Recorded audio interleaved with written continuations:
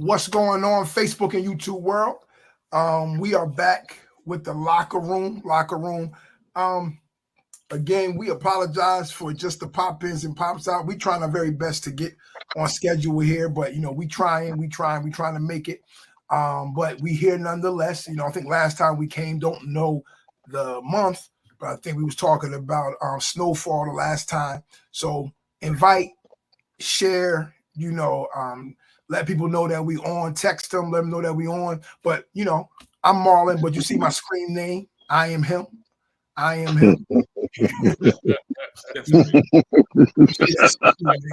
Yeah, and Chris, if you watching, you know who I am. You know who I am in every aspect, Chris, in every aspect. And we got Gerald, J Hub. What's going on, J Hub? J Hub, what's good, family? Chilling. All right. And we got Daydream D Hubs Hall. What's going on, D Hubs? What up? Chilling. And JJ, what's going on, JJ? Hey, listen, I'm Jay every day, so I don't need to change my name. I'm Jay every day, so y'all know what it is. I like it. All right, but today in this locker room, we're going to be talking about the role of husbands and marriage and men in general. We got some questions for the fellas. We see three of us are home. JJ is always moving and shaking. He's always moving and shaking. Always. Who knows where he's at? He's on location for the locker. So we appreciate that. But we're gonna be talking a little bit, about husband's role, marriage, and even men. All four of us, we are fortunate and blessed to be married. So we want to kind of talk about that a little bit first, and the reason why we want to talk about this for our viewers, we wanted to kind of start, letting how we feel about being married and marriage in the year 2024 and any misconceptions when it comes to the man's point of view. Yeah, JJ dipped off, y'all. I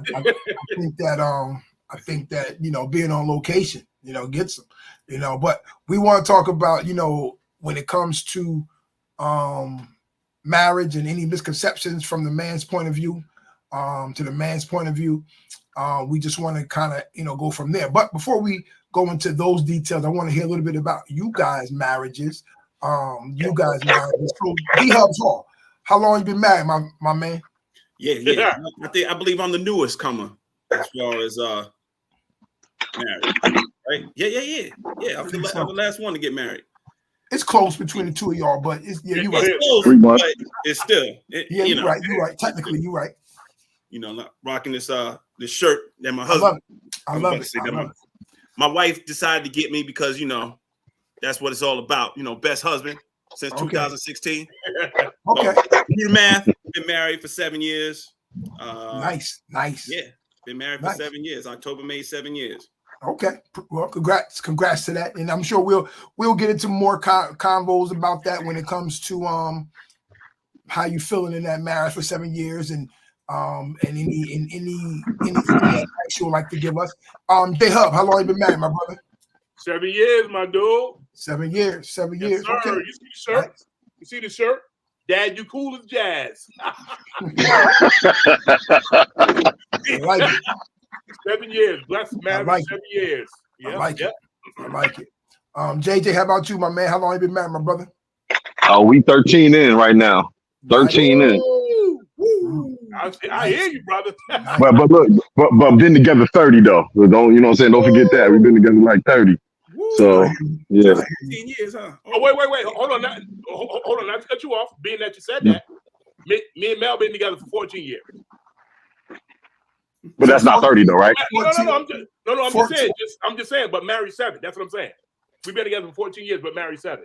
Oh, so 14 plus 7 or 14 altogether? Say it again. 14 plus 7 or 14 altogether. Yep. 14 altogether. Okay. Dave, you want to add to that since we talked about that? I'm nowhere like that. Known her for 8 years, married for 7. Didn't take long for me, guys. Okay. I hear you. Yeah, I like it. Well, what took you so long to meet her though? Like, what took y'all so long to meet each other? Come on, man. Yeah, true that. That's the question. Now that's the question. Y'all should have ran into each other a long time ago. Clearly. I don't think Words with Friends, though, came out that long ago. Great story, too, by the way. So I've been married for 19 years. It'll be 20 in July. Yeah, that's All crazy, together. G. Yeah, don't know how long we've been together, all together. Whatever 97 is, So you don't 97, know? 90. Oh, so you don't know. Oh, Like, you think Gina knows? offhand, I don't think so. Well, you said 97. 97, that's 26 years. Yeah, so there you go. 97, 26 years all together. Yeah, there you That's go. crazy. Wow. Yeah, There you I go. think, yeah. Oh, okay. There All you right. go. Married 20, married 19, so 26 years. There you go. Yeah, that's But okay, so we got our time. So I'm the youngest, but I've been married the longest. Yeah. yeah. Really. Okay. Really. I mean, you're the youngest by a little bit, though. It's not like, okay, we're like 10 years on you. You know what I'm saying? We got, what, 3? I'm the youngest by 2 years, right? 2? Yeah, 2 years. 2 years? Yeah. So, yeah. Y'all still OGs. you too. You too. Yeah, you're right. I'm the youngest and y'all the oldest. You're right. Yeah. Who's the second oldest? Adrian. Yeah. Okay. D Hubs. Second youngest. I just celebrated a birthday like a couple weeks ago, so you know I'm not that old. Yeah. Well, first of all, it's a month ago. So let's now get to the week. When it's over a month, when it's over 4 weeks, that's a month. Yeah, Mathematician chiming in. Yeah. Always. That's why he looked at me like 97. That's 26 years. You don't know. Simple math. Didn't even need a pencil and paper. Nope. Crazy. That's crazy. But all right, so we all got our times. How long we've been married? You know, congratulations to that, fellas. But we all know that I'm an advocate. You know that marriage works, but I also know that marriage is work. You know what I'm saying? Like, ain't no doubt about it. It works. Facts. But it's also work. You know what I mean? So we want to talk about the work that we as husbands got to put in, sacrifice that we may have to make, the hardships that we kind of find. And for those, and yes, Fihar, Miss Tears, send us over to your husband. You know, let Joseph know that we on. If he want to just watch, chime in. We ain't gonna be on here long, but hopefully, you know, he can type some stuff in and give us his feedback on some stuff that we're saying as well. But first question, fellas, is just in general, what are some roles as a husband? What are some roles as a husband? It can be defined by a book you read. It could be defined by your pops telling you. It could be defined by yourself. You said, hey, this right here is my role as a husband. So just throw some out. No specific order. Just throw some out. We can go with the generals. Protector, provider. Yep.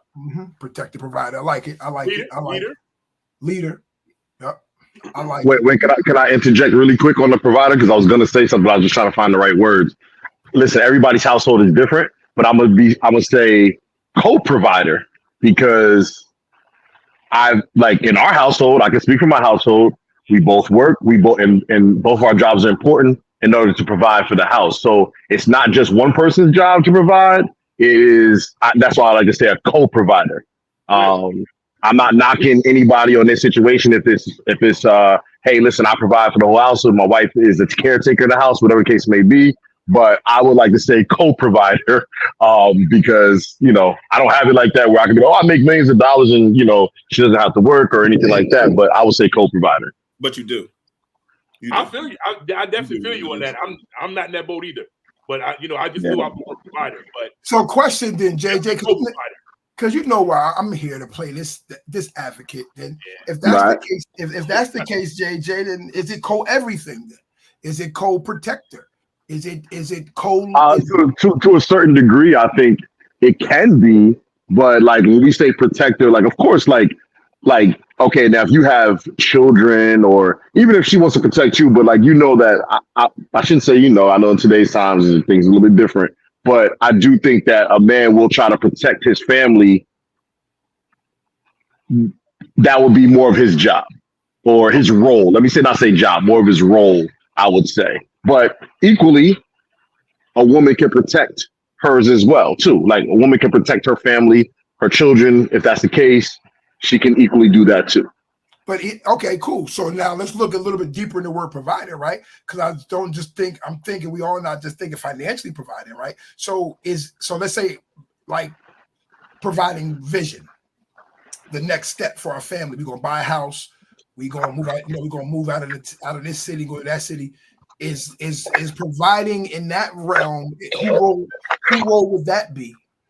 Is it the husband's job to provide vision for the family, or is it like co? It's co? And please chime in. Everybody chime in. I think like the reason I'm laughing is because I do feel like my situation, and Marlon, as somebody who's also been with his wife for a really long time, girlfriend, turned into wife, I do feel like things have changed because we really grew up together, right? Like we really grew up as kids to young adults to parents, right? Like, and we went through a lot of phases from teenagers to now. So I do feel like we grew together. And so those roles may be a little bit different for us. I don't know if you feel the same way because you and Keenan were together for such a long time. So I do feel like our relationship and our household is a little bit different than most just because how long we've been together. So all those things are very true. As far as being, hey, we can all be co-providers, co-this, whatever the case may be. But yeah, I do feel like me personally, our household is a little bit different. Okay, I feel you. Jald and Dave, what y'all thinking as far as like the co-provider, is there one specific, and just a disclaimer to all those that's listening, there's no right or wrong answers for the most part, in my opinion. There's some that I say like this is in my opinions, is definitely, there's no way around it. But for the most part, this is how we all define our marriages, right? We're not saying like, whether we got it from the book, from our fathers, from wherever, this is how these are the roles that we have in our marriages. So how do you guys feel about, co-providers, and I go back to my question about the co-providers. Say it's not like, because mainly each household has two people that's working. That's mainly how it's working. So let's just not use financial. You think it's the woman's role to help you with vision. Let's say I'm here to provide vision for us, provide direction in how we're going and where we're moving. Is that her job to help you, or her job to kind of wait for you to say, hey, what's our next step? Are we buying a house or are we not buying a house? Well, is our kid going to private school or public school? What's going on? I don't think we're going to make that decision on our own. We're going to go to our wife to see what she thinks, right? And value her input. Yeah. And then we come together and make a decision. Yeah. But let me give you a hypothetical, right? Let's say Mel comes to you and be like, hey, John, I feel like it's time to buy a house. Mm-hmm. Do you think it's your role to co-sign it or go with her? Or say like, yeah, Mel, it ain't the right time. Our money's not there. We need to be focusing on this right now. But it's her passion to kind of find to go. But you're kind of being like, yeah, not right now. Let's kind of wait another 6 months to a year, and then we'll see from there. Like, yeah, she can have an idea. She can help you with your idea. But do you think it's the husband's role to kind of like give the yes or no to it? Like, yeah or no? Or is her role to say yes or no too? I would say it would be my role. I would say it would be my role. Well, so as far as our household, and I'm sure Mel don't mind me sharing this. As far as our household, I'm the one that's like over the finances, so I know what's going on. I'm able to say, look, we can't do this right now, or we can do this now, and she understands that. Good, yeah, I love it. Deidre, with the co-providing vision type of question. Yeah, I would definitely say co-provider. I'm gonna say co-provider, and as far as in the vision as well, because I would say a lot of stuff I was taught mainly from my dad. Mm-hmm. So my vision has always been, especially coming into the marriage and while in the marriage, is making my wife happy. Mm-hmm. That's like the goal. I mean, I understand, as husbands and as men, you gotta be happy as well. Mm-hmm. How you can make somebody else happy if you're not happy? Mm-hmm. But speak on it. In hindsight, it kind of brings me happiness, to see her happy. So a lot of things I defer to her. To be honest, a lot of things I'll defer to her. Like, I will make decisions. I will say, hey, we should do this, we should do that. But ultimately it comes down to like, all right, so we're gonna do it. You want to do it? What's going on? What's up?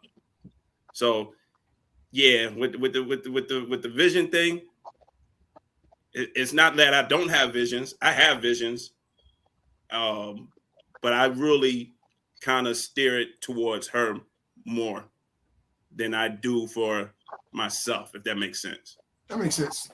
I got you. I like it. For me, it's kind of similar to Giles in the sense of, really it's similar to Giles and Daedrin. Both of the, hey, this ain't the time to do it. It's okay. But at the same token, it's always like, is this what you want to do? We'll make it work. Could go into the whole happiness type of thing, right? Go into the whole happiness. But if this is what you want to do, whether it's kind of tight right now, this is the wrong moment, the wrong time, this ain't the best time to do it. But if this is what my end goal, my end answer is always, but if this is what you want to do, we're gonna make it work. Right? So it's kind of a blend. Like, she is coming to me for the answer, is coming to me for the ultimate yes or no when it comes to providing a vision or providing the next step, right? Should Chris sign up for this? Do you think that Omari should be doing this right now? But then, as Daedrin said, it's kind of like, yeah, I'm not sure, but what do you think? What do you think? Or what do you want him to do? Right? What do you want him to do? Because I agree, Daedrin, is that I just want to make my wife happy. And I guess we'll get to that as well when it comes to the man being happy. But again, I do agree too. When she's happy, you're happy. I do agree with that as well to a certain degree. So, okay, so provider, protector. Giles said leader earlier. I think leader kind of comes underneath vision now, right? Mm-hmm. JJ, you all right, JJ? Yeah. I'm sorry. I'm going on mute, bro. No, my bad. It's all right. It's just a lot of deer out here. Sorry, it's just a lot of deer out here. So. I'm about to say road rage. The horn for the deer. Yeah.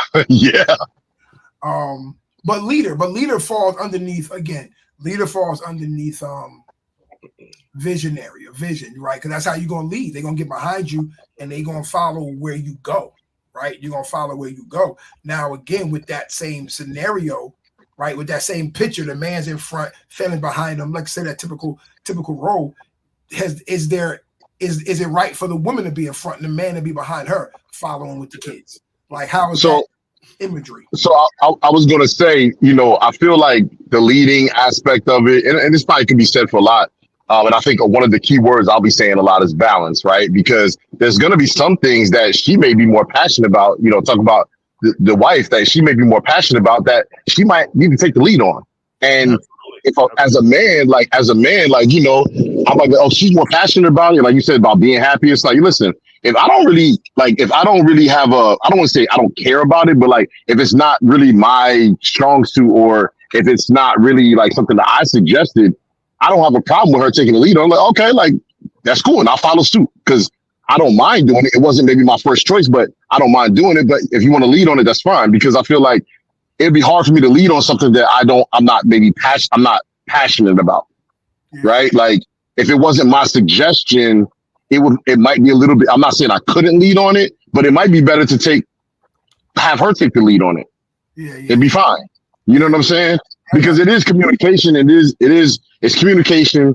It's balance. All those things when it comes to, relationships and marriage and things like that, and compromise. So there's going to be some things I may be passionate about. We talked about, like, you talked about the example with Mel and Gerald, to be like, oh, we're about to buy a house or something like that. Okay, we're going to talk about it. Like, yeah, like if it was a situation where, one person was really just a financial provider and they do all the books, so to speak, whatever, then okay, then maybe they might take the lead on that. But, that's a big decision moving. Even if it's one person, you still should talk to your spouse and be like, hey, listen, I think, this is this would be better for our family. This would be better for us, blah, blah, blah, the kids, or whatever the case may be. You still gotta communicate. I feel like, we're in a marriage, we're not a dictatorship where it's just like, whatever I say goes or whatever you say goes. Like, no, it's communication. It's balance. It's compromise. It's all of that. Yeah. So the two things I want to say pertaining to that, first thing JJ said, I think a good leader doesn't mind taking a step back. So that still shows leadership. Even though the woman is still taking charge of this event, this project, right? Mm-hmm. You decided to pass the reins because I don't know nothing about it, or you are more passionate about it. So that's still showing leadership. And my mind goes to LeBron James and Dwayne Wade, right? Dwayne Wade was a leader because he let LeBron James take the reins, right? Yep. So that's still a leader in essence. And absolutely, when it comes to going to your wife and asking for advice or ask for her input. But what happens when you're both torn, right? Giles says, buy a house. Mel says, don't buy a house. I'm just keep on using the scenario. Don't buy a house, right? And you go back and forth. Who has that deciding factor? Are we crunching numbers? Maybe like, hold on, I want to prove to you and you prove to me why you like. Are we making a PowerPoint presentations to argue our case, or is it kind of like, look, I kind of already said we shouldn't do it, and should the woman be like, I don't understand why, but I respect it. You came to me, we talked about it for about an hour. My opinion is I think we should, but my opinion is we shouldn't, and I already said we shouldn't. So can we put this baby to rest? Yeah. Well, you said like crunch the numbers. So if you crunch the numbers, that's you have factual information that you can go by. Mm-hmm. So if you crunch the numbers and it says we have the means to purchase a house, then we should go for it. But if it says you don't have the means, then it's obvious we shouldn't go for it at this point in time. But maybe okay, hypothetically again, actual evidence. Yeah, but hypothetically again, going off of leadership and leadership and vision, right? Let's say it's not because of money. Like the husband is not saying no because of the money. He's saying no because of the market ain't the best, or he's saying no. That's factual evidence, but he's saying I'm just feeling in my gut it ain't right now. Like I don't have a clear answer. Mm-hmm. I just don't feel like the time is right. I don't know why, or I feel like we should be investing the money. Okay, so all right. So we have the money, but the time isn't right now. That's what you're saying. Time ain't right. The feeling ain't right. Yeah. And so you're saying that's what I'm saying. The time isn't right. Yeah. The feeling isn't right. But the money's there. But the money's there. That's tough. That's tough. That's tough. That's tough because you know me. As far as like you get the scenario with jobs and advancing and pay, I'm gonna go for it. I'm just gonna go for it regardless. 2-on-1 fast break. That's tough. It's tough. 2-on-1, yeah. Because my point for everyone's listening, and I'm gonna get to Christy's question in a minute. Christy asked the question. So I guess I made a statement more so. I said this many times, just because your job is giving you a bigger raise, does that mean for me to take it? Just because the promotion is bigger, is it? And I think Dayton, you can speak on that too, right? Yeah. That you had a situation where you can speak on it, Dayton. You can speak on it. Yeah, clearly I had a situation where went for the interview. MTA, yeah, MTA. I went for the interview, did a solid job. They called me back. Hey, we're gonna offer you this amount of money. Very good amount of money. More money than I'm making now. And you know, of course, I talked it over with Christy. Christy was just like, we talked about it for a good while too, and we were just weighing out the pros and the cons. And ultimately, it just wasn't the right decision to make for me personally, because it affected the time away from home, time away from Christy. I'll be making money, but what's the money going to do if I can't sit there and spend time with Christy? So ultimately, I turned it down. So yeah, that was my story with that. Now and that wasn't easy. It wasn't easy to turn down, because the money they were willing to give me, I was like, ooh, it was some really good money. But I was like, money's not everything. So, and that was a proven point on how money is not everything, because ultimately I was like, no, sorry, I can't take this job. Yeah. Got you. So to my point to that. So again, JJ, Joe, Dadrian, in that case, right? I'm feeling like we should. The man is we shouldn't, but it's because it ain't the timing. So again, I'm sure there's 1,000 different scenarios, right? And it's also lined up with your marriage. Like, how are you set up? And kind of be like, yo, just trust me. And if she's like, I'm trusting you. I don't understand it, but I'm trusting you. Or, okay, and I'm gonna get to so. And yes, to Christy's point, what if the woman doesn't want the responsibility of home ownership at that point, right? What if she don't want it, but the man wants it, right? What if she don't want it, but the man wants it? I'm sure, again, crunch numbers and, but what if the man is like, I feel like it's right now, but the woman is like, I don't want it. So I guess in the makeup of your marriage, But shouldn't that have been the conversation? I'm sorry to cut you off, but like, shouldn't that have been the conversation? I feel like you I would feel like you wouldn't go into a relationship and not kind of know some of these things. Like, like you just said, like about home ownership and stuff. I feel like that would be the conversation. You might be like, okay, I don't really want to, like, I'm cool with renting, or maybe we own it, but it's a condo or something like that. We don't have to have worry about like property or whatever the case would be, or, whatever. But like, I feel like those conversations shouldn't be that foreign. Like, I feel like those are conversations you should have at some point in time. Maybe, maybe because I'm 30 years in, like, these type of, and not saying that everything is perfect. Like we just are always in sync, but like, I feel like some of these conversations you would have had before the opportunity presented itself. Yeah. Unless you like me or you, who's been together with the person since they were teenagers. We ain't talking about that at teenagers. No. You're not talking about like, hey, I know you're 14, but you want a house one day? No, but I also think that how you grew up is not saying that this is the say all end all, but I do think how you grew up, like, for instance, like Courtney and I grew up similar in a sense of like, okay, we grew up in the house with both our parents. We had a house, we had a 2-story home. So when we thought about getting a home, we wanted a home that kind of resembled the houses we grew up in. You know what I'm saying? So that was kind of already in line there. Now, of course, if we were looking for a house, there were some houses that she liked more than me, and vice versa. So there's that compromise and things like that. But you mentioned the word earlier. You said trust.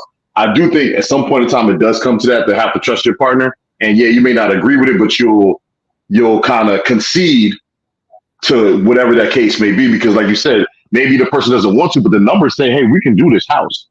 And at one point, then you have to ask yourself, for the person that doesn't want to buy the house, like, okay, what's keeping me from really wanting to buy this house? Like, is it really that serious? Can I live with us buying this house? You know what I mean? I know it's not my first preference, but if us buying that, like, is my life really going to change for the worse if we buy this house? So there's that trust comes into your partner, in my opinion, that you're like, all right, they're making a great case. We do have the money for it. I just got this promotion, and blah blah blah blah. And maybe this is the best time, and you might have to trust your partner in doing stuff, because I think we all give in to certain things from time to time. Now on a man's point of view, as we keep on building off of this question, and is trust earned from in a man leader?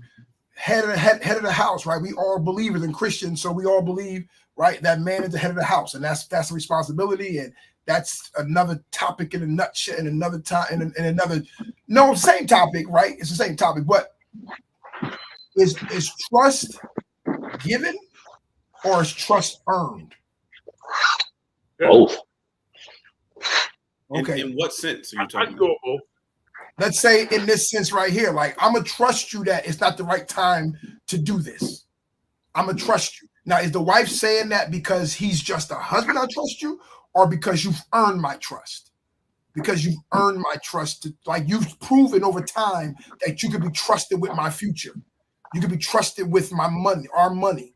Or is it just because you're my husband and That, yeah, you're my husband? yeah. So I don't have to. So you don't have to earn my trust. You're Yeah. automatically Yeah. given my Yep. trust because you said I do. Yep. Right. Mhm.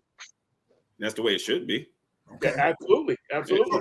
So I do think trust is given, but I also can believe that trust can be lost, right? So I think, right. So in the very beginning, a wife should come in trusting her husband, Absolutely. right. In the very beginning, like I should not have to do anything in the beginning for you to trust me, Until right? given a reason not to. Until given a reason not to. Perfect. Until give now. Then after that, if I start squandering money, if money ain't around no more, if I'm bad with finances, then it's like the same way she can't trust us with her heart. You know what I mean? Like because you cheated on me, or you do whatever. You know what I mean? So whatever. So I do think that trust should be given, but trust can be lost as well. You know what I'm saying? So when it comes down to that, hopefully we're not getting JJ into an argument. Yeah. You know what I mean? No, the family just got home, so I was just talking when I got it on mute. My bad. Right. But yeah, so to me, I think that's that trust aspect. You know what I mean? That's that trust aspect as to that. But I do think, yes, I do think that we as believers believe that, man and head of the household, the woman gives the trust, the husband gives the trust to the woman, right? But we also know that trust can be lost, right? When things are not done well, when you mess up over time, like, I'm sorry, I love you, but I just don't trust you. I don't trust you with my money. I don't trust you with my heart. It could be tons of things, right? So yes, I do believe that trust should be earned. I mean, given. Trust should be given because of the roles that the individuals have to a certain degree. But we could talk more about that another time. All right. So any more roles? We got leader. We got provider. We got protector. Any more roles from the husband's point of view? Any more roles from the husband point of view that we can think of? We got leader, we got provider, we got protector, we got now what does protector mean? Does protector just mean that, if a robber coming in, I gotta stand like, yo, this is my family, or we walking through the streets of New York and somebody tries to approach us? Like that's part of it, but you also gotta be a protector of her heart, a protector of her feelings. So that plays along with it as well. Yeah, it's not just protector of just like, okay, someone come in the house, wake me up so I can go get them. Yeah, it's composed of all that stuff there. Yeah. That's good. That's good. Protector of everything. You're right, especially her, the children. But we're talking about husbands. Protector of her heart, of her feelings. Now, what is protector of her feelings though? Is it like making sure you don't hurt her feelings, or making sure that you let her down gently? Right? Because if there's something to be, are you saying don't say it at all because the feelings may be hurt, or are you saying no, I need to find a better way to say the truth? Yeah, because well, you're not gonna be perfect about it. Let's be real. You're not gonna be perfect. I would say I'm bad with that. So I would say a better way to say it. Protecting her feelings, a better way to put it out there. I don't think the option of not saying it at all or lying about it, I don't think that's going to be an answer. But in hindsight, telling the truth and going about the way you say it, it still might hurt her in that moment, but in the long run, in the long run, I don't know what's going on with JJ. Yeah, he froze. I was like, is that a yeah, he froze it. I can mute it myself. Yo, he total recall right now. Total recall. Total recall. Freeze, bird boy. I see you guys perfectly. I'm not frozen on mine. I'm not frozen on mine. Are you good now? Right now? Freeze, bird boy. Freeze, bird brain. But okay, you're right. Okay, but they that came like before I left the house this morning. That's what I was talking about. I won't even talk about the freezer. Thank you for finally muting it. Yeah, my bad. I had to mute you, JJ, because you was talking. It showed I was muted on mine. Like it showed that I'm muted on mine. Nah, man, we were hearing about Christmas gifts and everything, man. Like, what's going on? Yo, now you mute now. Yo, that's crazy. But Daedrian, on your point, there are some people who subscribe to. Well, we all both in that general sense, happy wife, happy life, right? We subscribe to that in a general sense. I get what you're saying, but listen, I'm about to explain it because I don't subscribe to it on the deep level. I subscribe to it on the level that house spouse. No, I agree, but I totally agree with that. Like, I happy house, happy spouse. I agree with that, but like you just got finished saying, Daedrian, like I want to make Christy happy, so her making me happy, her happy, making me happy. So that's like on the level of happy wife, happy life. Like, okay, cool. If you happy, I'm happy. That's kind of what I'm talking about. Now, when it comes to not telling you the truth so you can be happy, there are some people who may subscribe to that, right? I'm not going to tell her this about her attitude. I'm not going to tell her about her about how condescending she can be, disrespectful she can be, right? Because do you think that women can take criticism better or just as good as men can? No. It depends on the individual. Okay. But in general. I think in general, no. In general. In general, no. So here comes a husband going to their wife and saying, yeah, I think you could have did that better. You could have said that better. Let's say that your wife looked at you sometime going out and saying, you wearing that? You gonna wear that to where we going? You gonna wear that to where we going? Can a man say that to a wife? You gonna wear that where we going?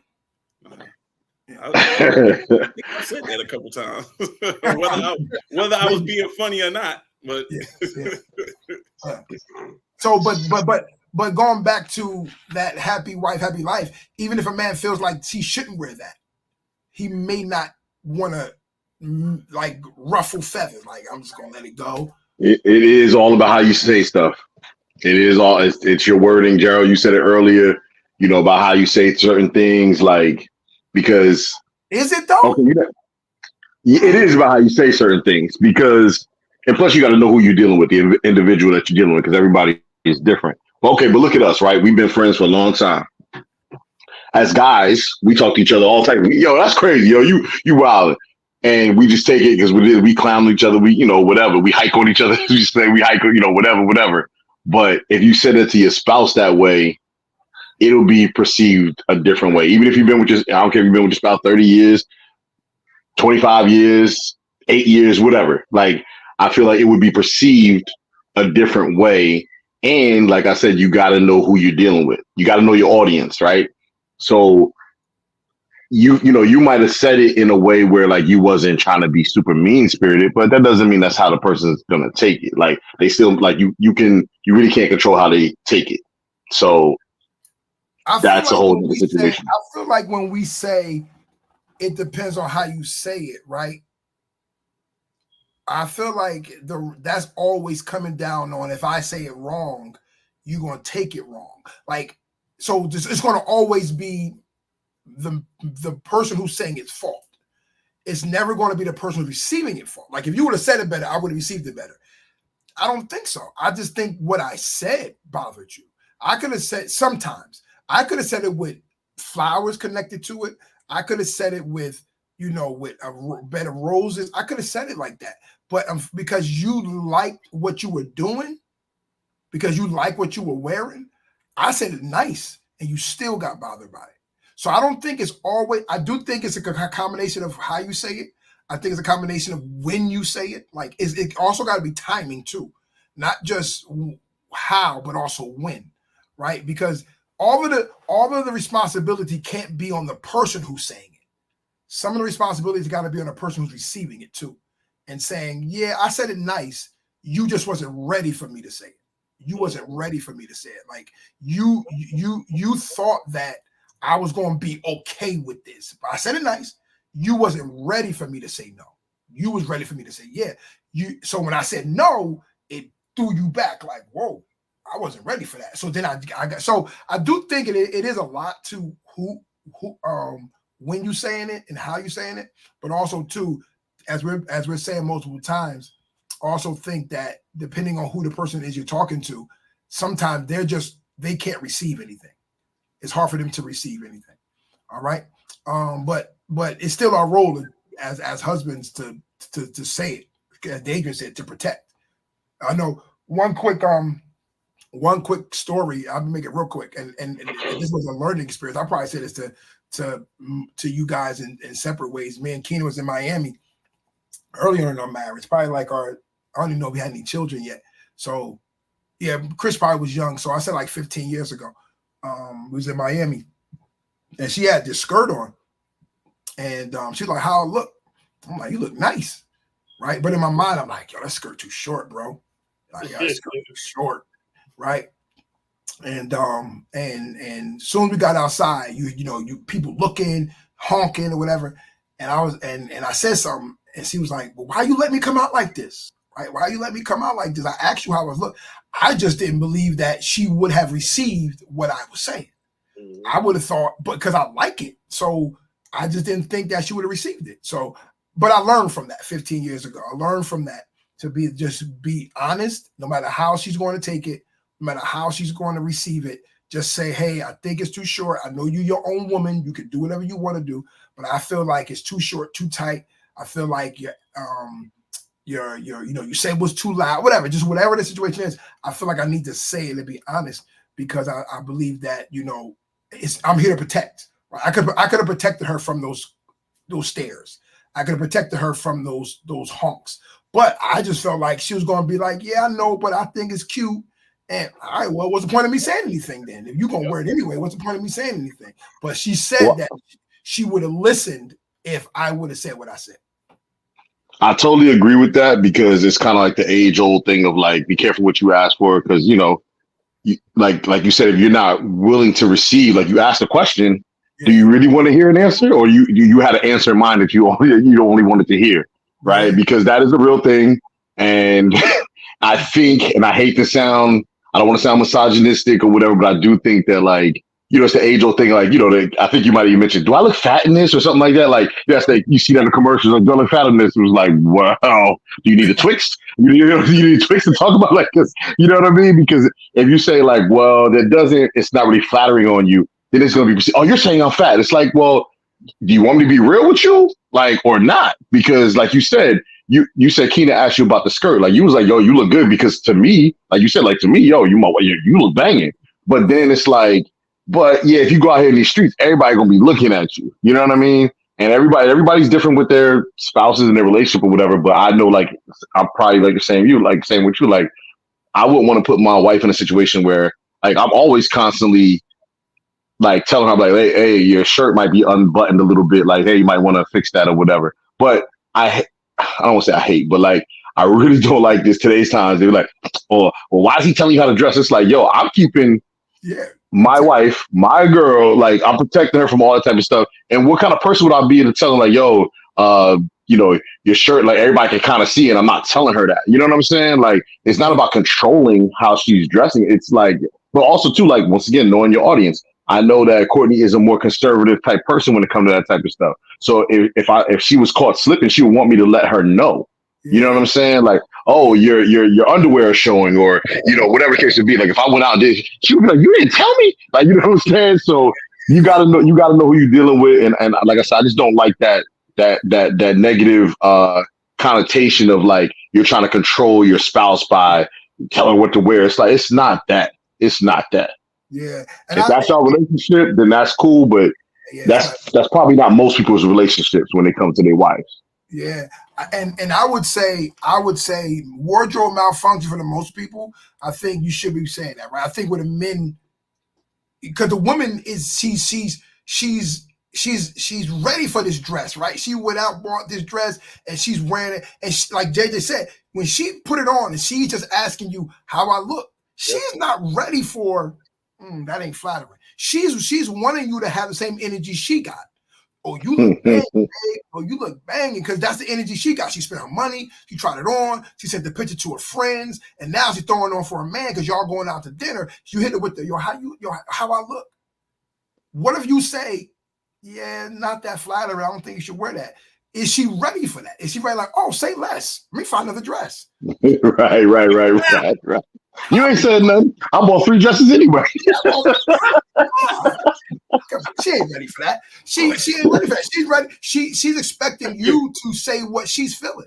Yep. Right? Yep. She's expecting you to say, oh, I know you look nice, but when you hit it with the nah, babe, that dress kind of too tight, it's not flattering, then it's like, and then is she ready for that, right? It's not about how I said it. It's about you weren't ready to receive it. You just not ready to receive it because you're all in your feelings. You all in great expectations. You're not ready to receive what I'm about to say. You just not. And once again, too, like I said, knowing your audience, like from my personal relationship, Courtney, like I'm the person that likes to dress and all that type of stuff. Courtney will dress nice, but like clothing she's like, I just want to be comfortable. That's her. Like I want to be comfortable, right? But I'm the type of person, I want to dress to a T if I can, right? I want to dress to a T. So she trusts my judgment when it comes to like if we go shopping, or if she goes shopping, like, oh, she'll ask me like, oh, what do you think about these dresses? I bought this for work. Or what do you think about this? And like she does trust my judgment. Like we even have an inside joke about it and stuff like that, right? So like there are times where I feel like I can be real and she will take it well, but then also too, like because she's a human being and I know the type of person I'm dealing with, I still have to be mindful of what I say. I can't be like, that ain't it. You know what I'm saying?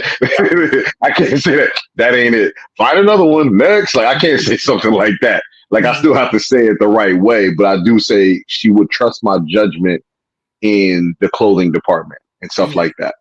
You know. And I think and I, not to belabor this point, where I learned that if I'm there, because Keenan's point with the skirt was you was in the store with me and you let me buy it, and you got me like so amped up over it. And then so if I'm in the store with you and you say, hey, how you feel about this? It's nice, it's cute, but it's too short, right? You're not giving me time to fall in love with it, right? Like you're not giving me time to fall in love with it, right? So at the same time, hey, what's going on, Jazz? So I feel like you're right. Just finding the right way to say it, the right time to say it, and then for all the women out there that's listening, when your man kind of when you ask that question, how do you feel about it? You're asking him, how do you feel about this? You're not asking him, do you feel the same way I feel about this? Because it may not be the same thing. It's two different things. So just be ready for a possible. That's not my thing right there. That's not my favorite. All right. Next question. What are some things you will say that husbands may not get credit for? It's some strengths, it's some characteristics, some a certain type of behavior that they don't get enough credit for, and enough like, what? This is husbands. This is what y'all do. Anybody? You talking about from wife's point of view, or you talking about just in general? Wife's worlds in general. I would say, I mean, just little stuff. Holding the door. Carrying, walking somebody across the street. Some women just think you're supposed to do that. So okay. You know? Yeah, but in these days, but in these days and times, you don't really have many guys that actually do that though. Facts. It's crazy because lately I've been seeing more. I can't say wives. I've been seeing more women be holding doors and guys just going through and not even saying anything. Well, we already got JJ's story the other day about the girl. Yeah, clearly. Oh yeah, clearly. But no, but he had held the door open for her. He did. That's right. He didn't say thank you. That's right. Thank you. Yeah. But no, you're right, Jal. No, you're right. Deacon Jason said we don't get credit for everything, Pastor. Kidding, but not kidding. You know what I mean? Like for me, even like at work, like getting on the elevator, I would hold it. They would just get on and say, they don't say nothing. Like, okay, one please. And you don't? Okay, all right, one. One please. Okay, have a good day. Now, I would say in my situation, I mean, there's things that I do, but what I will say about Christy is a whoa, what's going on here? You did twice, man. Yo, what in the world? I don't control that. That's double impact. That's crazy. Twins. Yeah, twins. But no, like it's what I would say is like with Christy though, Christy is like over appreciative. Like anytime that I'm doing something, even to this day, 8 years of knowing her, 7 years of marriage, I open the doors. Thank you every single time. It's not something that she expects. I mean, I probably do it so much that she expects it from her friends, like female friends. It's like, yo, you're not gonna open the door. My husband does it. You're not gonna open the door for me. Yo, that's hilarious. That's hilarious. And it's a true story. And it's a very true story, which is crazy. We probably because you like this. I'll wait. Facts. But as a society, especially with the kids these days, I don't know, man. It just seems like it's so different from when we were growing up to what it is now. It's like the respect and disrespect level is just insane to me. But okay, so let me play advocate, like Marlon said, right? Let me play advocate. There's a lot of women out here that'll say, I'm an independent woman. I don't need no man to do that for me, right? So there's that too. Maybe it's not just a disrespect on the young man's side, right? Maybe it's the fact that he did it. Like, I don't need you to hold that door open for me. I can do it for myself, because there are some women who are on that type of time. And now that's a juxtaposition of like, do you try to be a gentleman, or are you, like I said, everybody's offended by certain things. Why would you hold the door for me? I can hold the door for myself. Like, you know what I mean? Like, it's just tough.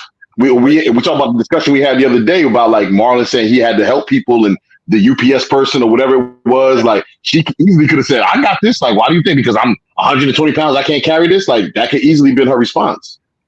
Right. But and that's why I'm saying what I said. And I bet you, I don't know if you mentioned it or not, Marlon, was the girl young? The UPS person? Yeah, younger than me. So yeah, I mean, if I was 40, she probably was 26. Again, that's what I was talking about before. The generations, these generations these days, you can't consider something like that by saying like, oh, well, thank you. It's just as simple as that. Or you could simply just be like, thank you, but I got it. I appreciate it, but I got it. Yeah, but you got people these days, like you said with the wheelchair person, it's just no thanks, no nothing. Like come on, man. And I'm pretty sure the wheelchair guy was older, but probably going through some things. But that, to me, that's crazy. That's crazy. What kind of world do we live in when you're trying to help somebody, even if you don't want the help? You can't say thanks, but I got it. I appreciate it though. I appreciate it. It seems like that's going way out the window now. It's just like we're expected to do these things because we're men, and we're supposed to just be like, hey, you see me struggling over here, you're supposed to come over here and get this. Yep. Mm-hmm. Yeah. No, I hear you. I definitely hear you, and I definitely agree with you. But JJ, I've been in the gym plenty of times. And, many times in the gym, helping a young lady re-rack her weights or whatever the case is, or she's bit down, come pick it up. She never said it, but the way you look at me is like kind of like, so you think I can't get this? Yeah. because I'm a woman. I'm like, okay, I'm sorry. I'm just trying to be, I'm trying to be nice. Yeah. But then on the flip side, if you don't do nothing, it's like, yep. You can't get it. he just walked past and didn't help. It's like, yeah, you can't win, but at the same time, I'm like this. I'm usually I call myself a chameleon. I can blend in any way you want to do. So if you want some old type of time where you're not going to say thank you, don't worry. I won't do it again. I won't hold the door for you again. Don't worry about it. Like, don't worry about it. You got one time with me with that type of stuff. So like that, but I'll follow your lead. That's what I'm trying to say. I will follow your lead. I will do me in the beginning. But if that's the way you want to be, like if you look at me kind of crazy or you don't say thank you or hold the door open, I'll be like, okay. My mind will remember. I'll be like this. Say less. It won't happen again. So it's really on you. It's really on you. I think we shared this question, Marlon. But to answer your question, I wouldn't let it change me and what I do. Yeah. So no, but the only thing that I would let change me is because we had this conversation in the parking lot at the bowling alley. Right. Is one thing is if you don't say thank you, I'm gonna keep doing it. Like I'm gonna keep doing it. But if you look at me and you say, I got this, I don't need your help, then I'm not helping you no more, right? That's gonna get me to change. Like, but what I'm saying is, are you changing? Like, I'm not saying I'm changing for everybody. I'm saying for that particular person. No, I'm gonna change. No, because I'm not gonna keep helping you or try to help you if you don't want it. But I didn't do it. I didn't do it for you to say thank you. So I don't care if you say thank you or not. Right. Because I didn't do it for a thank you. Yeah. I just did it just to do it. So I don't care if you say thank you or not. Now, but if you give me attitude and say something like I don't that's what I'm trying to say. Yeah. That's what I'm trying to say. I'm like not doing that part. No, I'm not doing that. Yeah. I'm not doing that no more. No. I'm not like I don't need your help. I got it. You think I'm a woman? Say less. Drop the weight right there. Go ahead, get it. I'm not doing it for a thank you, but I do think male or female, common courtesy is common courtesy. Common courtesy shouldn't know a gender or anything like that, right? So to me, it's like if I did hold the door open for you and you just like walk through, I'm holding the door open for you. You clearly see it. And you don't say thank you, that does make me feel away. And I'm like, yeah, for you now, I'm not going to say I won't do it again for somebody else. But for you, I probably won't do it again because I'm like, you saw me hold the door open for you. And you was just like, okay, like you're supposed to. And you keep on moving. Like, yeah, no, I'm going to feel away about it. I'm going to feel away about it. We had you called yourself that night. You said what?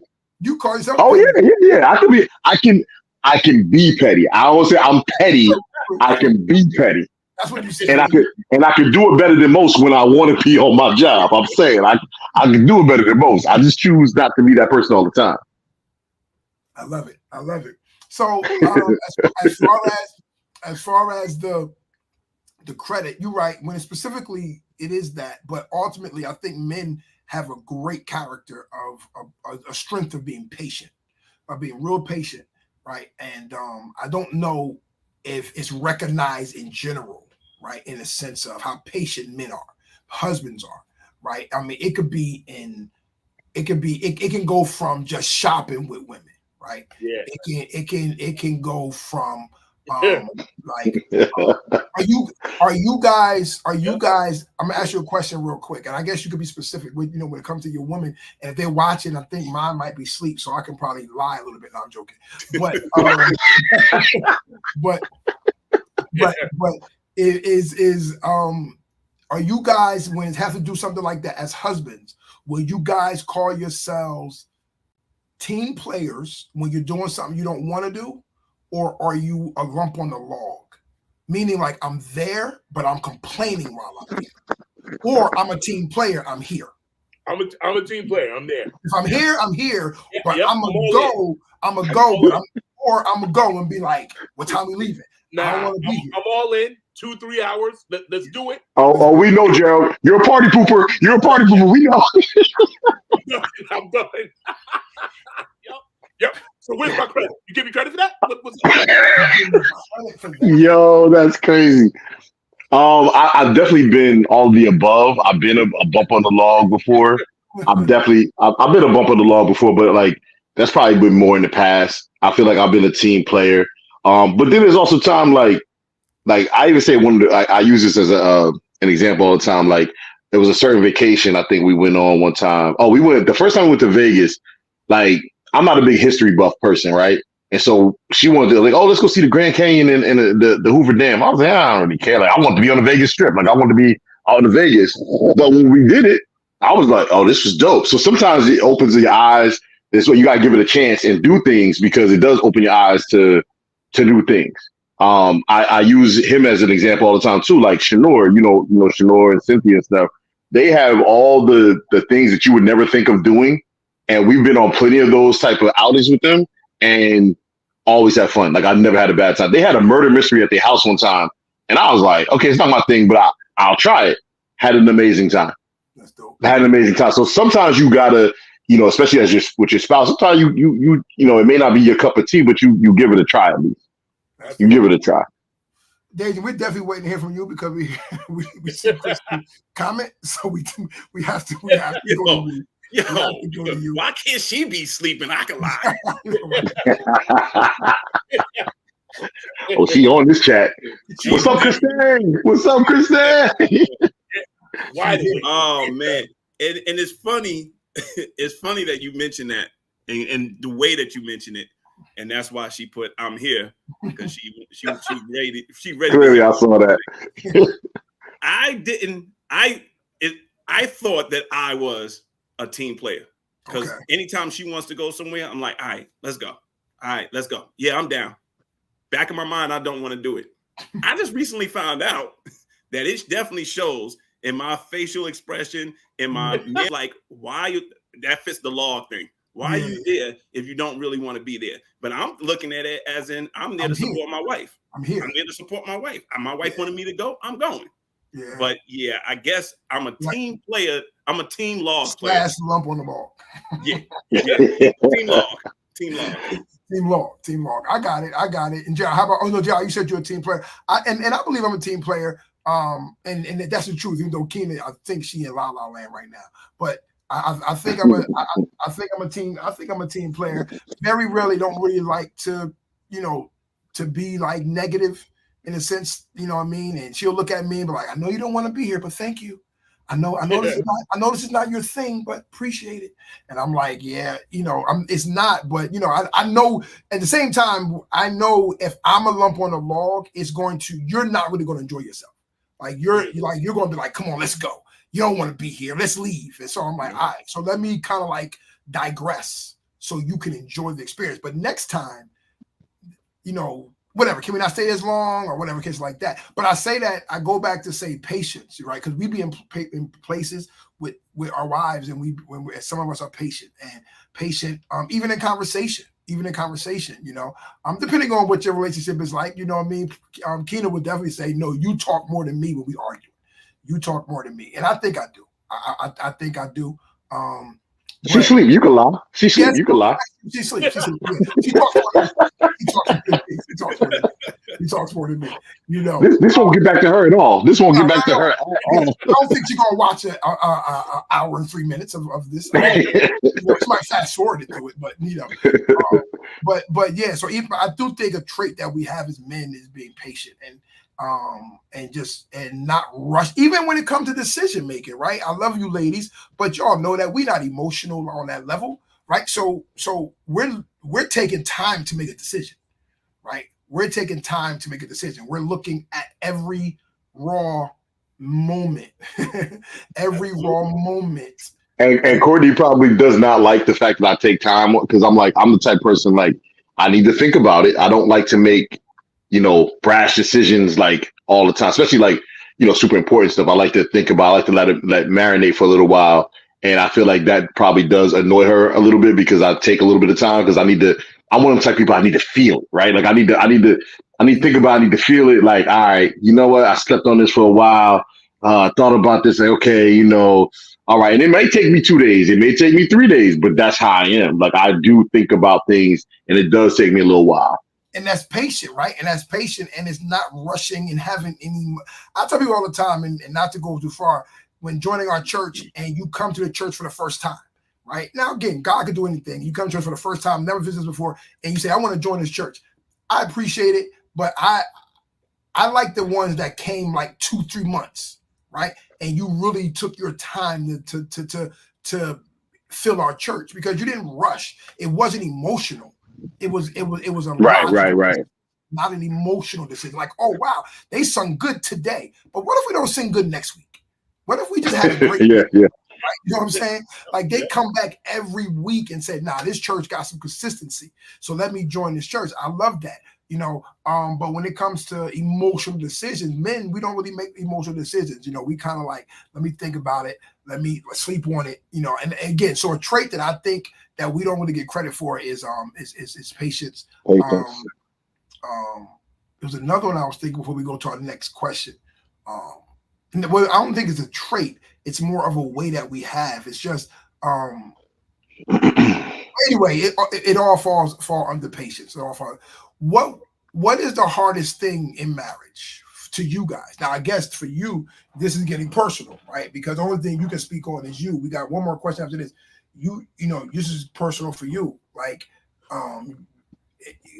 so for you in the 7 years, 13, 19 for me, what has been the hardest thing in marriage for you guys? I'll start. I'll say the word we used before is compromise. And also having a kid, that changed a lot of stuff when it came to the dynamic between when it was just Courtney and myself. Because now you're talking about raising a child, and you know, there's just different things that come up that compromise gets tested or whatever. And I don't think this, well, I can speak for myself personally. It's not anything you master, because this is a constant thing, right? The kid is always there. So that means that, like, you know, we're parenting and we're both hands on. We're not like a one parent household where whatever this one parent says goes. So we both have input, and, you know, that compromise without trying to make the child feel awkward or whatever the case may be. That's a everyday, I don't want to say struggle, but it is an ongoing compromise. Let's say that it's an ongoing compromise. Right. Ongoing, absolutely. Adrian, Ja?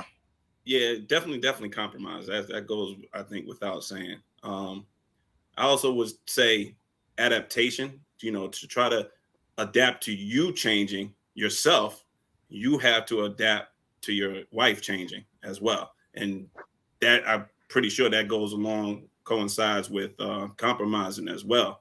But you got to learn your own changes as well as learn your wife's changes and make it mesh, make it work.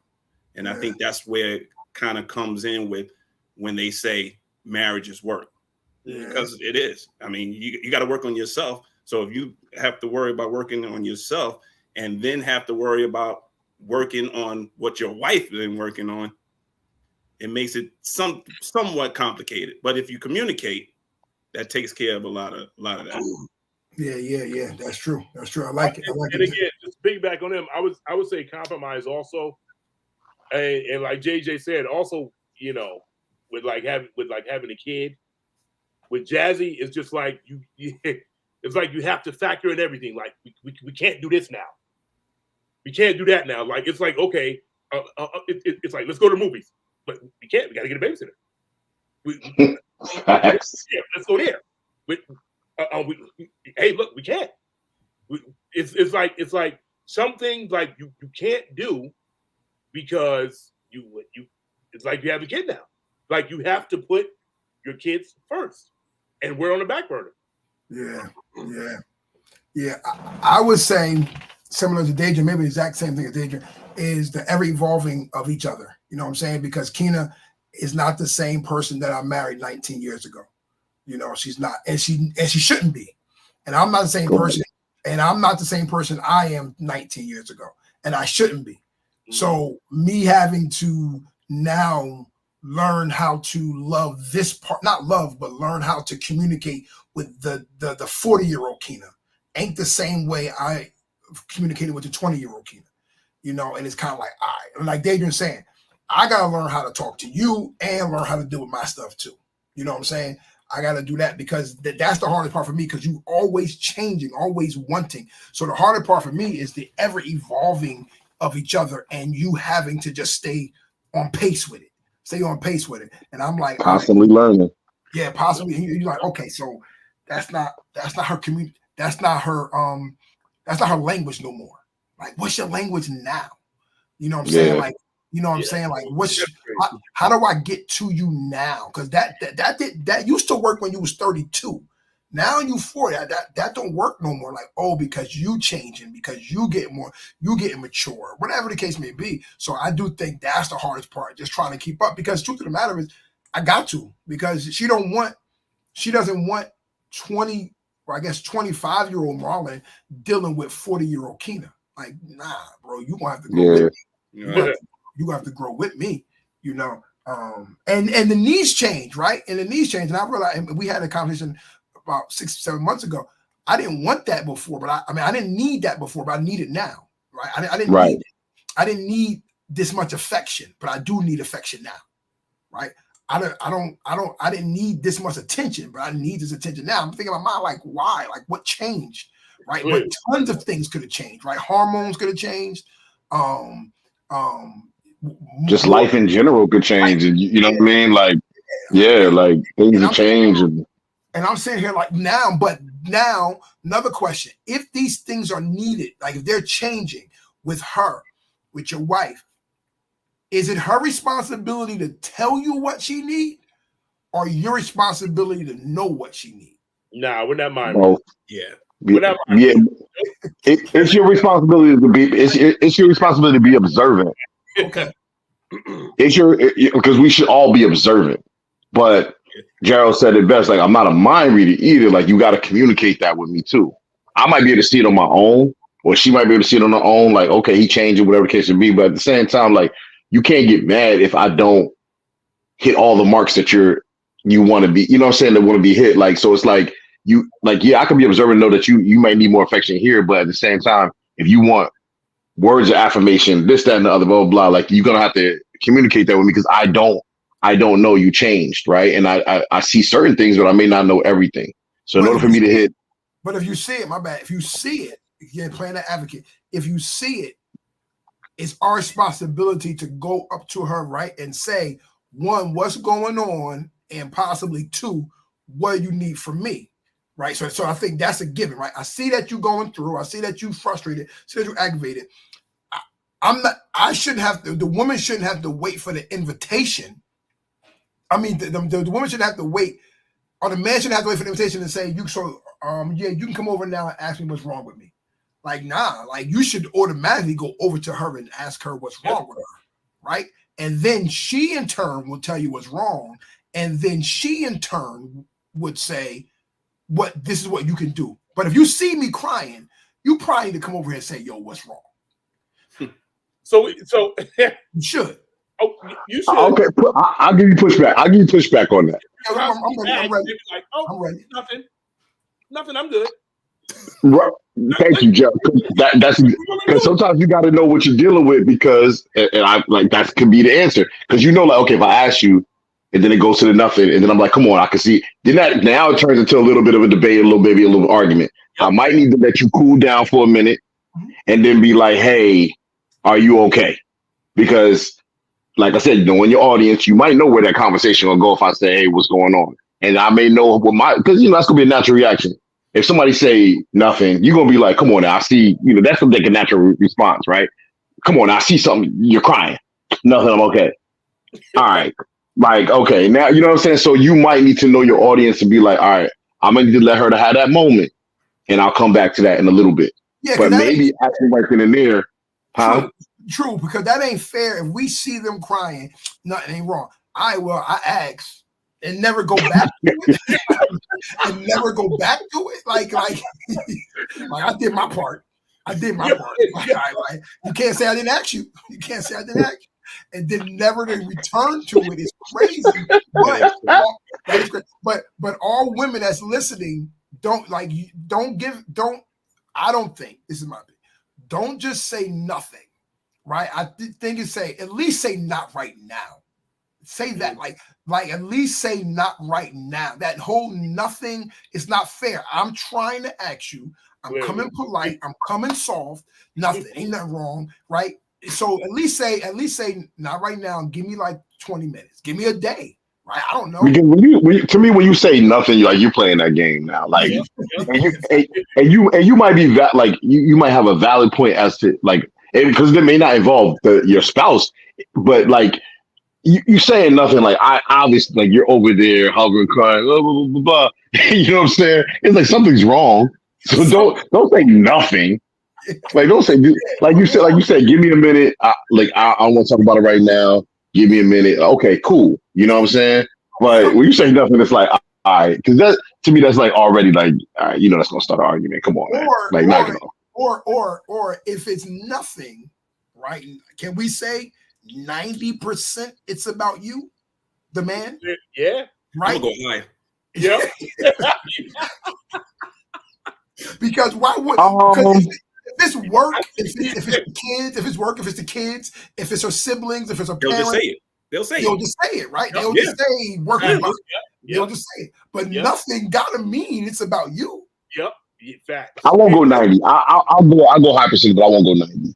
I won't go 90 because I feel like there's been times where I've gotten nothing, but it really wasn't. It wasn't about me. It was maybe about family. And she's like, I just don't want to talk about it right now. Like, one of those type of things. Like, so I won't say 90, but I agree. Like, it is a high percentage, but I won't say 90. So now, I guess now we can say when they say nothing, all right, what did I do? What did I do? Just go right. Never will I say that. Never will I say that. We know you Listen, we know I ain't gonna say that. Ain't gonna say that. How about this? Come on. How about this? Okay, what do you think I did? Or what are you accusing me of? Then that mean what that means you're admitting that you did something wrong. No, I'm not admitting it. You got to prove to me. We watch Law and Order. Come on now. If you say, what did I do? You're automatically admitting you did something wrong and you are already behind the 8 ball, my G. Nah. We're not doing that. Christy, we know you still listen. If there's any other women that's listening, try not to say nothing. Try to give us something at least. She don't have that problem. Okay, good. She don't have that problem. Pass it on to your friends, Christy. Pass it on to your friends. That's and just let us know what's wrong. Let us know what's wrong and stuff like that. All right. So there's some hard things to matter. All right. Last thing that I have.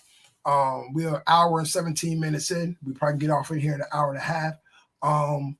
Would you recommend marriage? Young boy come to you at work, JJ. Young boy come to you at the gym, Daedrian.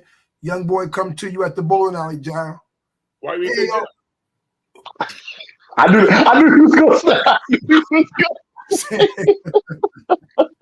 I knew he was going to say why I got to be X, Y, Z. I knew that was going to come. No matter what you would have said. I knew. I didn't know you went. I didn't know they didn't join it. I mean, they didn't have a gym membership. I didn't know you went. So, you was at the gym, and young boy come to y'all and be like, "Yo, OG, I'm just about to get married. I got this. I'm thinking about marriage. I'm thinking about proposing to my girl. We've been together for 7 years. I got my money stacked up. What do you think, OG? Now, forget about recommended. Mm-hmm. You can answer both. Do you recommend it? And if you do or if you do or don't, tell me why. Like, I do recommend it, but I don't recommend it. But so just give me a but after that. I'll recommend it. But like you said, it's hard work. You're gonna need patience. You're gonna need kindness. You're gonna need forgiveness. You're gonna need all that stuff. But I definitely recommend it. If you're in love with this woman and you see yourself with her, for the long haul, then go for it. By all means. I love it. JJ, D Hubs. So you want to go first? Yeah, because you long-winded. Call him a preacher. Call him a preacher. See how we talk to each other? See how we talk to each other? Yo, imagine telling our wives that though. Yo,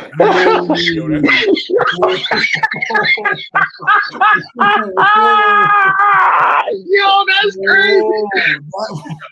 Yes, Oh, here we go arguing again. You go with your long-winded self. Yo, that's crazy. Yo, catch your breath, why don't you? Yo, wrap it up, B. Wrap it up, Violet. Yo, do you ever breathe? Yeah. Whoa. What's going on? No. I'm sorry. I had a visitor. Yeah, see. He was ready to talk. You're crazy. Yo, that's crazy. To the question. How young are we talking? I think the first thing I would ask is the age. I would say in the mid-20s. Okay. So I would tell them basically my story. I mean, I would recommend it because I think marriage is a beautiful thing. You know, it's something that God looks over, especially if you do it in a godly way. So it's something I definitely recommend, especially like Gerald was saying, you know, you got to make sure that you are prepared for it. You know, this is not one of those things where, you know, you think you can just get in there, especially if you think, oh, well, divorce is always an option. Then you're going into it wrong. It's pointless of even getting married at that point. That's crazy. If you think divorce is an option, don't get married. Facts. But, you know, I would just have them talk. Like, it took me, I didn't get married till I was 39. You know, I've been in a couple of relationships, but when I knew that I had the one, I got married, and I got married relatively quick. We only knew each other a year and a couple months before I proposed and we got married. First time I met Christy, I was like, when we went bowling that time, I was like, yeah, nah, she the one. She the one. She was mad cool. I was like, nah, that's it right there. I do remember that. Question on that, Daydream. You trying to invite me? What? What you say, That's John? the time you ought to invite me? You just invited JJ. Yo, this guy. You said what? I don't even remember that. What he's talking about? I just recently found out, Gerald, that like they got friend groups inside the friend group. That's whack. That's whack. That's whack. What are you talking about? What? You got friend groups inside the friend group. So like if you and if I mean, first of all, I found it out like y'all, like I'm literally in Maryland. Like, and y'all like, we ain't here. Yes, we are. We ain't really here. Here we go. What do you mean you ain't here? Like, how am I not invited to this thing? But it's cool. I'm looking on Facebook. I'm like, huh? How people with people? But I'm like, all right. But I realized that we got friend groups inside the friend groups. Like, it's like, yeah. But they just gave me his reason why he didn't invite me. Like, yo, I didn't think that you would have. And you had a wedding to perform, so it all worked out anyway. We did invite you out that night. It was like, yo, what's up? I mean, come on, y'all. Cricket. It was like a pity invite. Like, I feel sorry for him. Nah. We were like, yo, you here too? I didn't know you was gonna be in there. I'm like, yo, you here too? Like, I bet. Like, let's get up. And then crickets. But I mean, all right. I will. Yo, as a kid, you ghosted us. You ghosted us. So true. That's crazy. So, Daydream, question on your situation, right? You and Christy met, year and a half. You proposed. One question, I guess. Two answers come to my head. I mean, I 100% know I know the answer, but for the listeners and viewers, did you propose quickly? Because of your age, because you mentioned 39, or did you propose quicker because you just knew she was the one? No, I proposed quicker because I knew she was the one. Okay, so at 39, when you guys started dating at 39, was it a quick, like through the Words with Friends app? Was it hey, I'm just letting you know, like I'm not looking to be engaged for a long time. I'm not looking to date for a long. I'm looking to get married soon because of my age. Was it that, or no? You was willing to date for somebody for another 7 years if you had to? If I had to. Okay. If I don't know how she would have felt about that. I don't know if she would have lasted in those 7 years or that. But no, it was one of those. Like, I mean, I've known y'all for years, so I know y'all known at least a couple of relationships that I've been in prior to me getting married. And that was when I was younger, and one, at least one of them was actually kind of long, but I never felt that she's the one. Got you. But being with Christy, 5-6 months, I'm like, yeah, I think this is the one. And then finally, you know, a year and a month or two or whatever it was, proposed. Yeah, and again, I knew that it had to be she's the one. I know you guys are just not getting married because of your age. I know that, but just for those that are listening, and then there are some people who go into relationships, you know, telling a person like, "Hey, look, you know, not that I'll marry you right now, but I'm really looking to get married. Not to you because I done been through a ton of relationships, but you was willing at 39 to go for 7 more years." If that's what it was.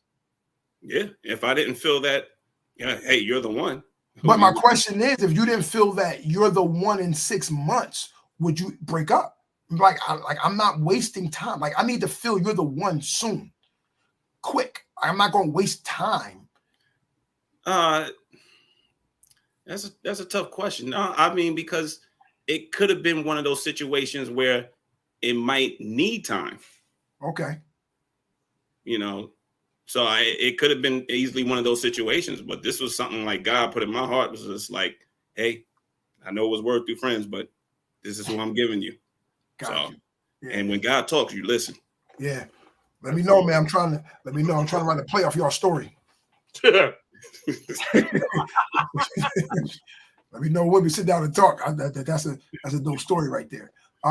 Beautiful story. But my bad, Dejan. So were you done with your recommendation and all that stuff? Yeah. So like I said, I definitely recommend it.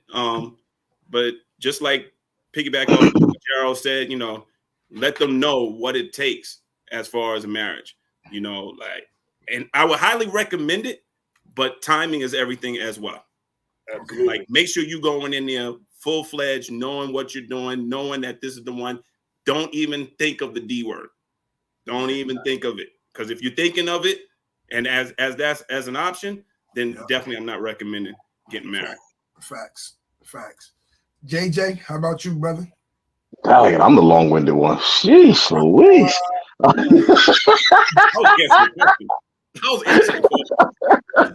No, so you know, my story was different, right? Like I said, me and Courtney been together since high school, blah blah blah, and it's been so many times throughout the years. Never from Courtney, really, but like, you know, other people. Like, what's taking y'all so long?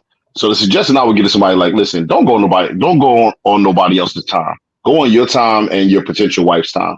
Like, you can't let any outside factors, you know, because like Dejan said, like, you know, you asked a question about his age. Like, you can't. Your time is right when you know your time is right, and only y'all know that. You know what I'm saying? Like, only y'all know that. So to me, it's like, you know, for I think the thing is, like, you got to get to know your partner too. Now, Dejan and Christy's case was definitely different because they met each other later, like at 39 years old or whatever the case, or 38, 39 years old.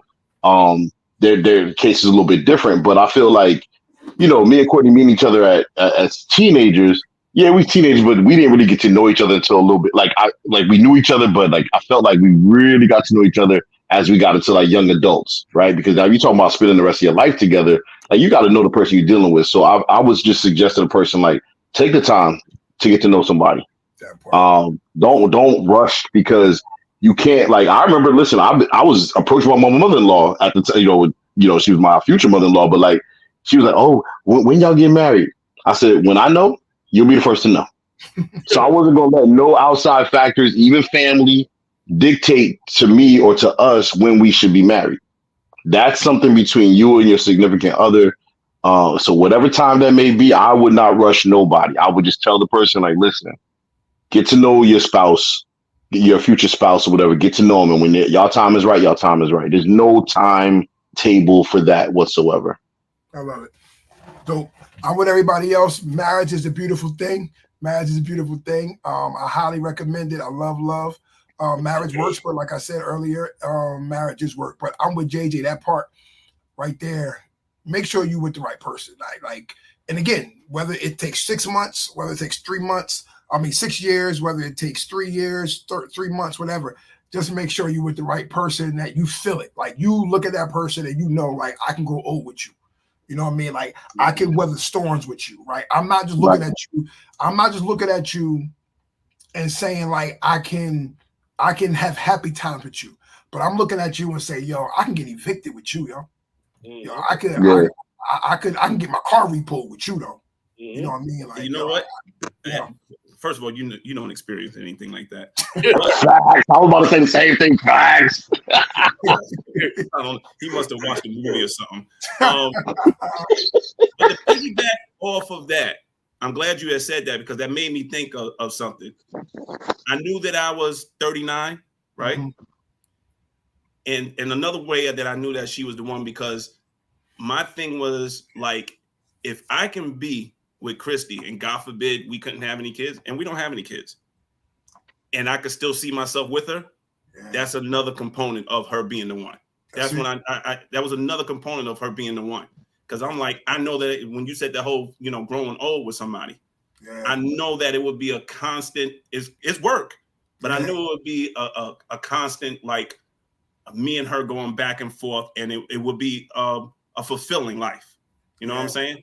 So I'm glad you brought that growing old, because I definitely saw that with her. That was a big component as far as getting married. Yeah, and that's what I would say to the young man. I would say, do you see you can grow, and do you see that you could do life with it? When me and Keenan say to each other, I would rather do this with nobody but you, right? We're not just talking about going to Australia. We're not just talking about going to Hawaii. We talking about, like, hard times too. Never been. I've never been. No, I'm saying I see something coming. I see something coming. I just see something coming. Never been. Yeah. Never been. Basically what J.J. Gerald said. Never been. But you've been to your own places, though. You've been to Aruba. How many cruises you been on, Daydream? 7? I've never been to Aruba. No, JJ had. How many have you been? 7? 8? I don't know. But go ahead, continue. So when I pass the buck to y'all don't want to answer the questions. You want to act like you don't never been to before? Yeah, but it might be 7. It might be 7. Exactly. So when we say that, it's not just doing that's crazy. That's crazy. So it's not about doing the great together, it's also about doing the bad together. You know what I mean? So as long as you know, like, this is the one, I could go over with you, I could do the good, the bad, and the ugly with you. For the most part, ain't nothing really gonna come in between us. I always say there gotta be some deal breakers. Like, what's a deal breaker? And I say that to the couple to say to the other person, like, let them know, like, if you ever do this, I don't know if I can bounce back from that. You know what I mean? Usually, and truth of the matter is, honestly, it's not always, when people say that, it's not even infidelity. You know what I mean? It's usually like, if you ever hit me, if you ever do something to my child, very rarely do the woman or man say, if you cheat on me, I'm out. Sometimes people like, it depends. I probably could bounce back from that. Yeah, a lot of people say that. But I think a lot of people say that. Yeah, I could probably bounce back from that, depending on, as long as the person, to me, the person got your heart, it's a different story. If the person just had your body, it's still gonna be hard, but I can fight through that. But if the person had your heart, that's tough for me. That part's tough for me, because it's like you emotional connection. Really? That's tough. But having your body, it was a one night stand type thing. I'm gonna be mad at you, real mad, right? Hot. You know what I mean? But maybe I could. But anyway, as long as you see that you can grow old with the person, as long as you see that you can go through the storms with them. I'll say this too, lastly, maybe, but like, I'll say this, like, I think some people, this is my opinion, like, hashtag my opinion. I think some people use kids to be the catalyst as to why they stay together. That's, to me, is not a good reason, right? Because you get, like, let's say, for instance, somebody had a kid early and said, oh, we should get married, whatever. Listen, the way, stereotypically, right, the way life works is, okay, we're together, we have a kid, right? Maybe if that's your situation, you have a kid, but eventually that kid gonna grow and have somebody else, right? They're gonna have their own family. If you and your significant other are not A1s together, y'all gonna be back in the house by yourselves after the kids that moved out. Yeah. So y'all better know each other and love, and love being with each other, because it's just gonna be y'all two again. Facts. So don't use the kid as a catalyst as to why you're staying together, because you can lose yourself in that relationship with the kids. And like I said, the kid, they're eventually going to go on and have their own significant others and maybe have their own families and things of that nature. And you and your spouse is at the house, and now y'all ain't got nothing in common because y'all haven't worked on yourselves. You know what I'm saying? So that's your question, I feel like that's your question. Are you speaking on the individuals that got married because they had kids? Or are you speaking on the individuals who didn't get a divorce because they had kids? I both, actually. Okay. Both. Yeah, okay. Like, cause I'm saying in a general sense. Because we was talking about the young man, so I was kind of going off the hypothetical, like if a young man was asking, "Oh, is marriage, worth it, or should I do marriage?" And it was like, well, let's say if I had my own scenario in my head, like say a kid came involved or whatever the case be. Don't use that to be the catalyst, because if y'all not connected already, that's might be a temporary fix. You know what I'm saying? Like, you still, like, that's why I'm kind of glad in my own situation, where I felt like we were, compared to a lot of people that we know, we were late in the game and having a kid. We were 33 when we had our child. So we were late in the game when a lot of our friends already had kids. And I'm glad we waited, because I feel like we had a chance to enjoy each other and get to know each other on that level. And then when we, got married, had a kid, it was like, okay, we good. Like we've learned each other. We've known each other, this and the other. And we're not just doing this for a kid's sake or whatever the case may be. And like I said, nothing like, listen, we all love our kids, all that type of stuff. But I feel like the one thing I remember my dad telling me was like, listen, like, you're eventually going to have your own family. I remember he told me this in high school. I'll never forget. He told me this in high school. He's like, eventually you're going to have your own family, and that will be your first priority. Right. And so with that being said, was like, it's kind of like the same thing that kind of, just growing on that, what he said was like, all right, when you get married, like, your wife, that's your priority, and your kids will be your priority too. But eventually your kids are going to have their own family. So that first priority you had, it still needs to be a priority. So that's why I say that. I say that in the general sense that it's both sides. Both sides. And the reason why, and I love that part. I love both parts. And the one I guess I would ask, don't know if we really have, any wide range experience on this to give an accurate answer to or an effective answer is, what about the couple that wants to divorce? Now you're staying together because of the kids, right? And you're like, let's not divorce because we have children. Now, of course, we're kind of like, you still should, because your happiness and the person did you wrong, but you don't want to break the kid's heart, right? You don't want to let your daughter down. You don't want to have your daughter crying and saying why, right? Should that is that on the same? Don't stay together for the kids too. Like, but the kids are going to be hurt. You're going to they're going to be heartbroken. I mean, even though thousands of people do it, millions of people do it. So personally speaking, like, my parents went through stuff, and I found out as I got older. Like, I remember my parents going through stuff when I was young, and they stayed together. And then I remember when I was in college, they were going through stuff, and actually, they were gonna get a divorce, but they ended up staying together. And of course, as a kid, that's your parents. You're like, oh man, like, you don't want to see them go through that. You're happy, right? They stayed together. But then as I got older, I started realizing they stayed together for us.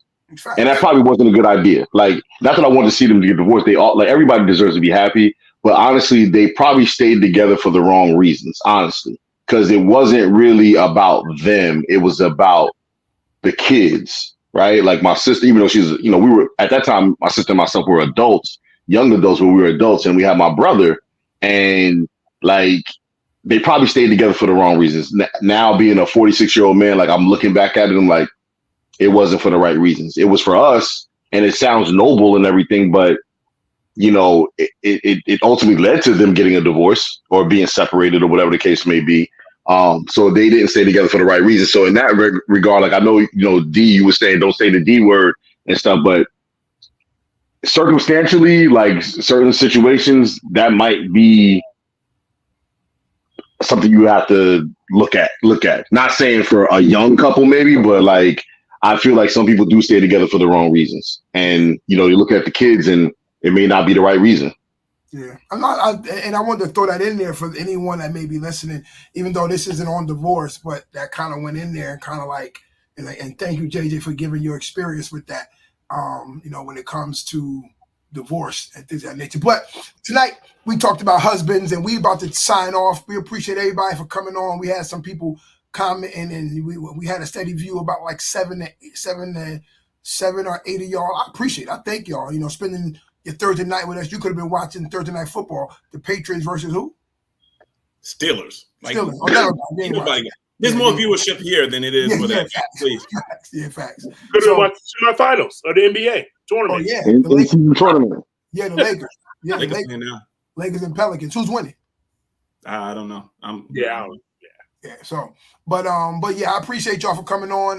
Hopefully you was in, hopefully you you got some stuff on tonight. You was informed. We laughed a little bit. We think the husband role is very important, and we hopefully that you listening got that from us tonight. We're all husbands. We believe that we play a vital role in our families' lives, and society lives. And the one thing, if you posted in any memes, not to us, but if you posted any memes on stuff, and it's like, just this is me. This is my pet peeve. So don't get mad at the three of them. This is my pet peeve. Yeah. If you post something on social media and it says, thank you, man, for being a provider, and you comment at the bottom, don't say, yeah, but women are providers too. Yeah, come on, knock it off. That meme is not. You digging. You digging. That meme is not to degrade women, it's to uplift man. You know what I'm saying? So, and let the man have his moment, right? Let him have his moment. Just because we're saying we are does not mean we're saying you're not. You know what I mean? So it's the whole Black Lives Matter thing. Like, exactly. we know all lives matter, but we just say Black Lives Matter too. Yeah, we know you women, you are a provider. We're just stating that man, we're a provider too. That's all. You know what I mean? Yeah. But it's not. But sometimes those questions come from a lot of bitter women. Yeah, I said it. Really? Yeah. I said it.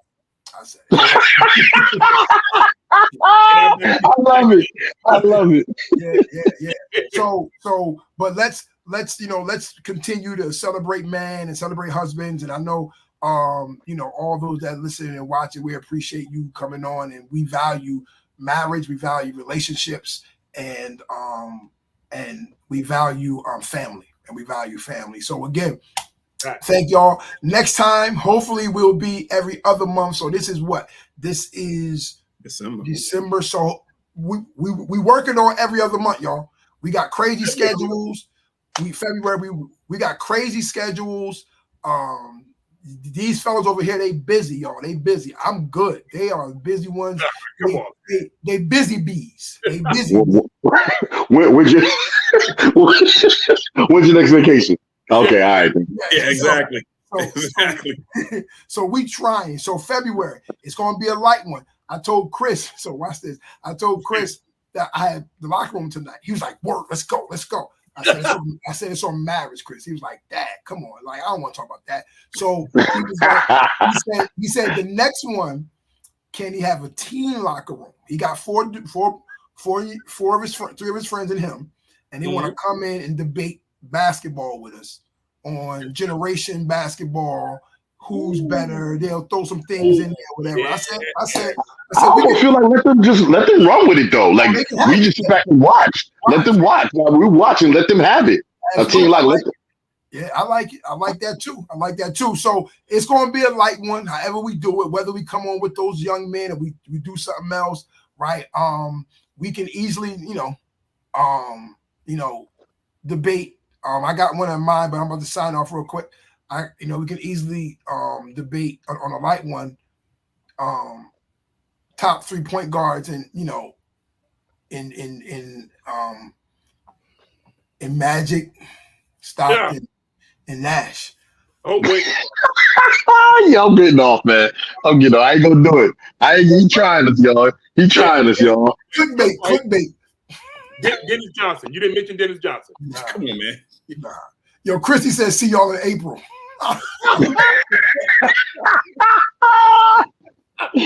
Yo, that's crazy. Sound about right, Christy. So we trying. We are trying to do every other month. We trying. So, but next time it's gonna be something like. Thank y'all. Appreciate it. Anything y'all want to say, J Hub, D Hub, JJ? Anything y'all want to say before we sign off? I'm good. Love y'all. Have a good night. Word. All love. Looking forward to seeing y'all the next time. Hopefully sooner than later. Facts. February. Yeah. I just say, man, I think this was good. A good talk. I hope we engaged y'all. You know, this is all good conversation. And yeah, this was good. I'm glad we were able to get a chance to do it. And I do think I'm gonna just throw this out there before we sign off. I say this to the fellas. I'm gonna say it publicly to everybody. We need to do one in person. We doing this online. We need to do one in person. We need all to be together and do one in person for y'all. And we need to start it at probably 3 in the afternoon because it probably won't end till 11. Oh yeah, for sure. I totally agree. We're gonna work on that one. Absolutely, we're gonna work on that one. All right, we signing off. Great conversation, great participation. We appreciate it. All right, one love. The Locker Room is out. Peace.